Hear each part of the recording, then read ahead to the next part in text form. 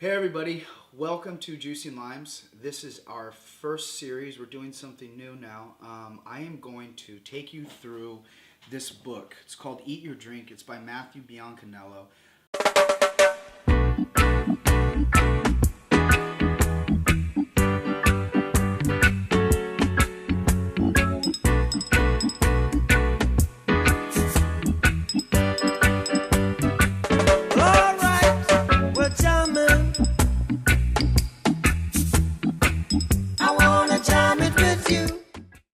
Matthew was my mentor in Los Angeles for the last 4.5 years.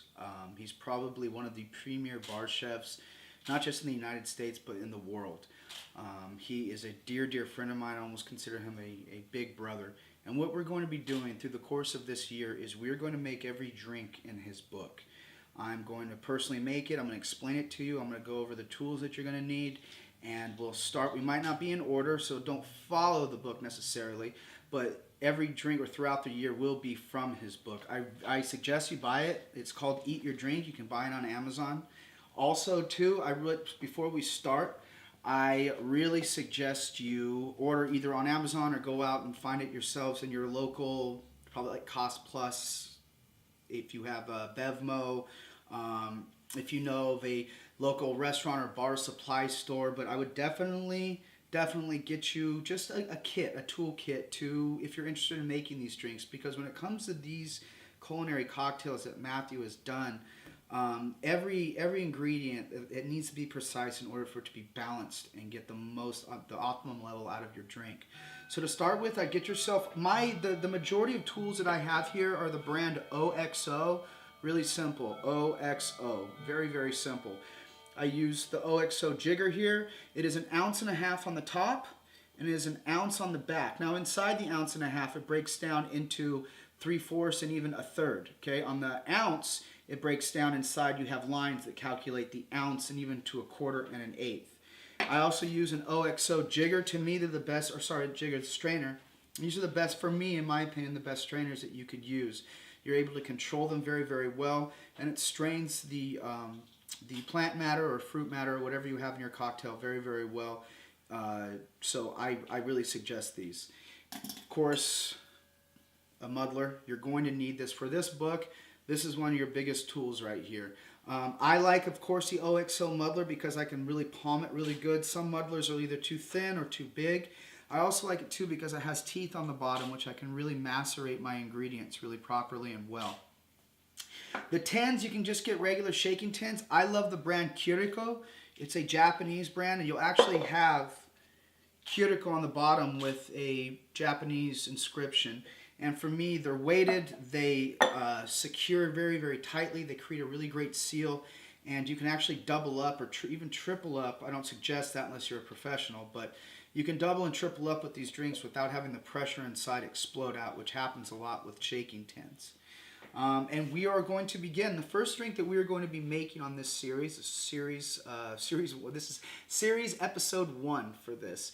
We're going to be making the Roquette. Now, Roquette, or Rocket in Europe or France for that matter, is Arugula.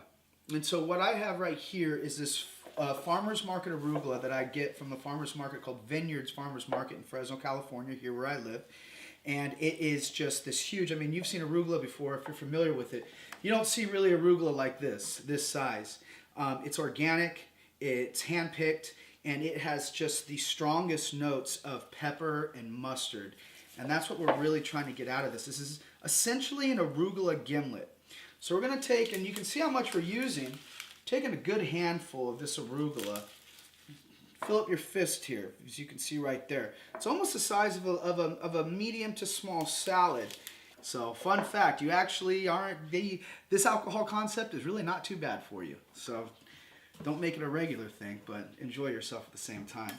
So, when we start a cocktail, the first thing that is really important, first of all, I use Monin agave nectar. It's an organic sweetener. Breaks down naturally into your body, and it's a perfect medium as far as I'm concerned for your cocktails. I've done honeys, I've done syrups, I've done simple sugars, I've done every different type of sweetener you can imagine. And this one always comes back to being the best one. It just is the perfect level of not too thick, not too sweet, and not to mention that it is organic and breaks down to your body. That's a huge, it attributes very, very well to this program.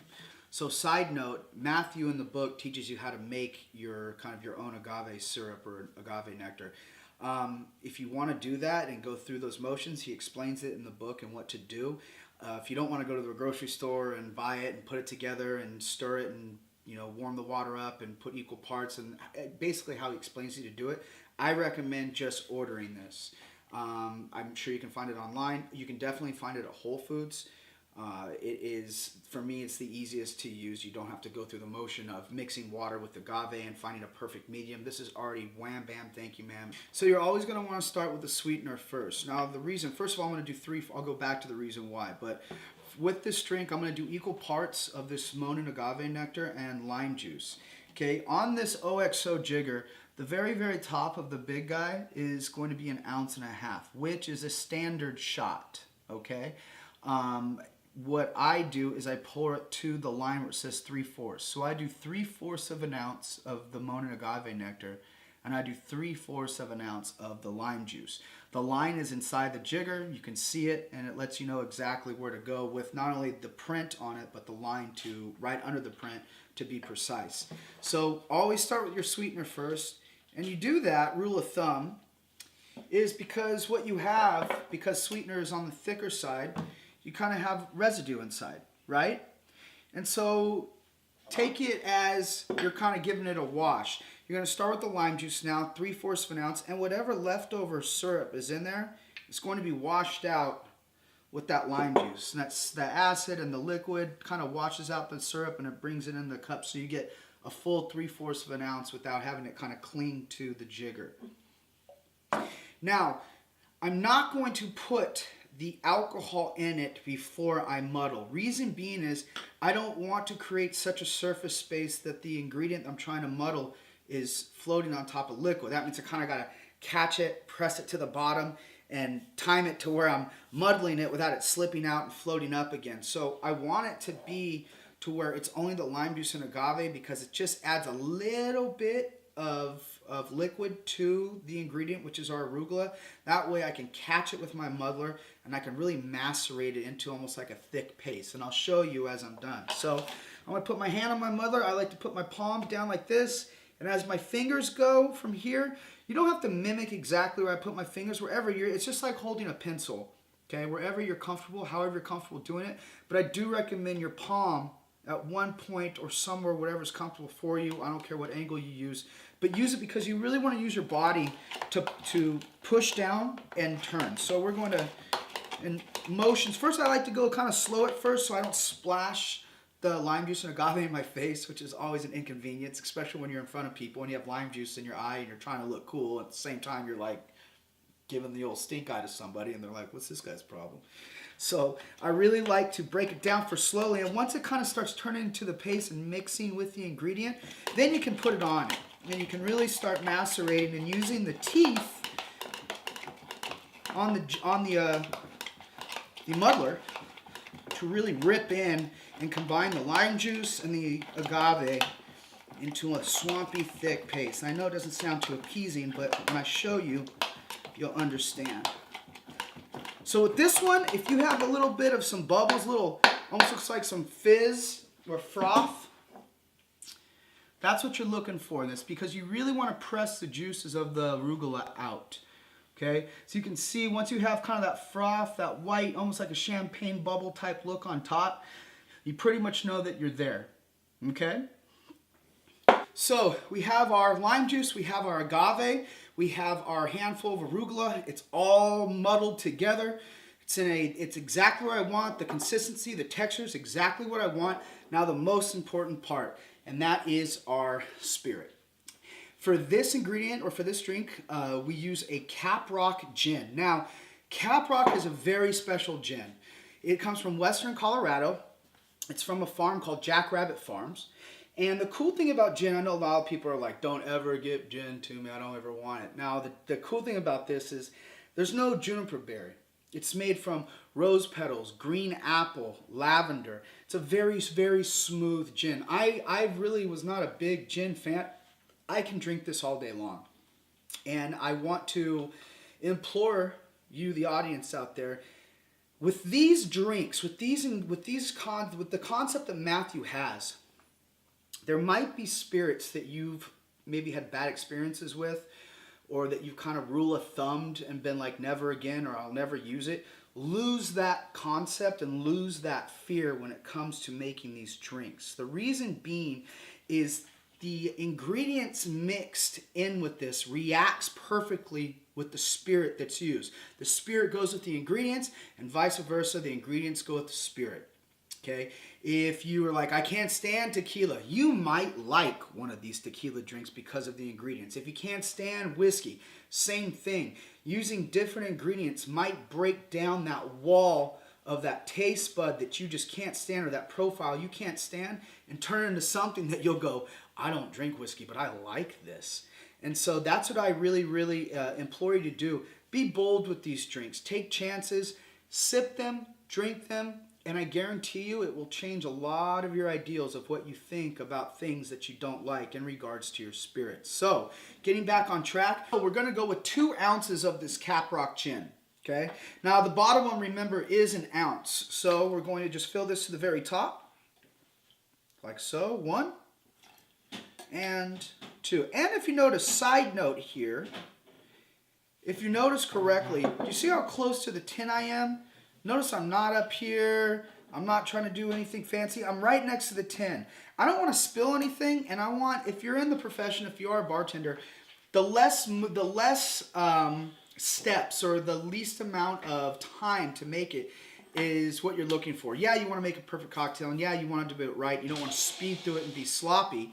But at the same time, you do want to cut your time in making it if you can make it perfect and at the same time speedily. So all my motions that I do are always going to be close to the tin, okay? I'm not going to have I'm not going to use a second to get here, or drip and carry it very, very carefully and put it in, or do what some bartenders like to do, and they like to put it in their fingers like this. You can do that. It's proper. It's the way they were made to do, so you can have them in your fingers like this.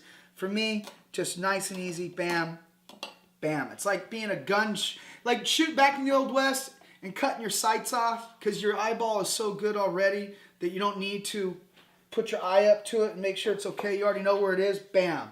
It's kind of my analogy with it. It might be a bad one, but that's how I see it. Less movement, less time to make the cocktail, the better. Okay? But at the same time, you don't want to be sloppy. You don't want to rush through it. Just a side note. So we have our spirit in, we have our arugula in, we have our lime juice, we have our Monin agave nectar. We're going to add some ice here. Okay? And we're going to take the bottom tin and we're going to put it on top of the big one. Okay? Not vice versa. Whatever you have in your short goes into your tall. Okay? And the tall is where you put your ice. You always put your ice in the tall tin, put your ingredients that you have in the short, and put it on top. Give it a good seal. And now I'm going to shake this, and I'm not going to shake the heck out of it, and I'll tell you why in a second.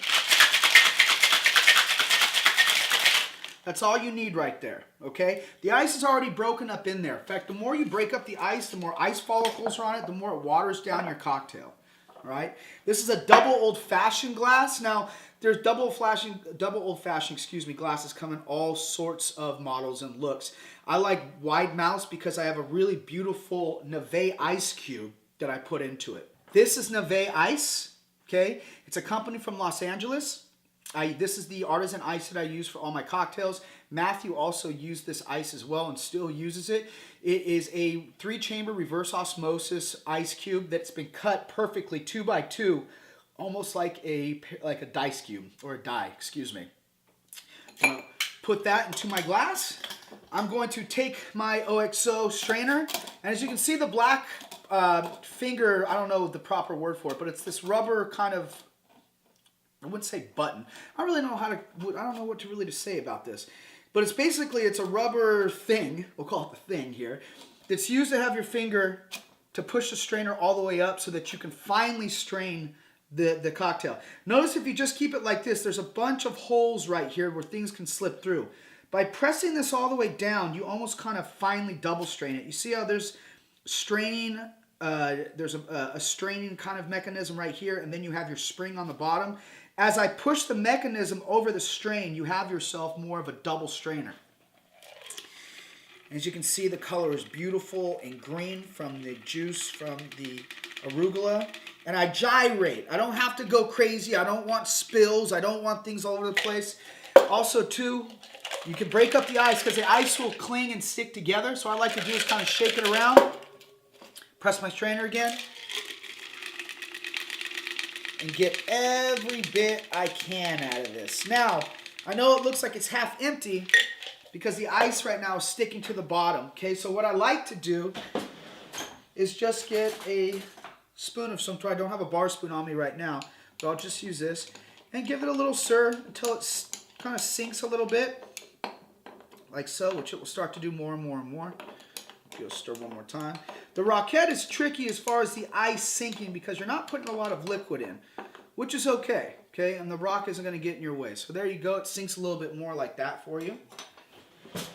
And what we're going to garnish it with are these beautiful Fresno chilies. Now, it's not going to make the drink hot. It's just going to accent it and make it really beautiful with the colors. Now, I suggest you not eat these because they will burn unless you have a asbestos palate and mouth and you can handle it. My friend, a friend of mine, Jamie Gooch, I watched her eat these things and was amazed that she was smiling through the whole process, which goes to show that some palates just have been a very, very, very, very, very strong adaptation for spice. But I use this as just a really beautiful, as you can see it through the glass. It's a beautiful presentation. The ice has sunk now, so the volume has risen. And there you have it. This is the Roquette and Arugula Gimlet off Matthew Biancaniello's Eat Your Drink book. Thank you, and I hope you enjoyed this session. Well, jamming. I wanna jam it with you. We're jamming.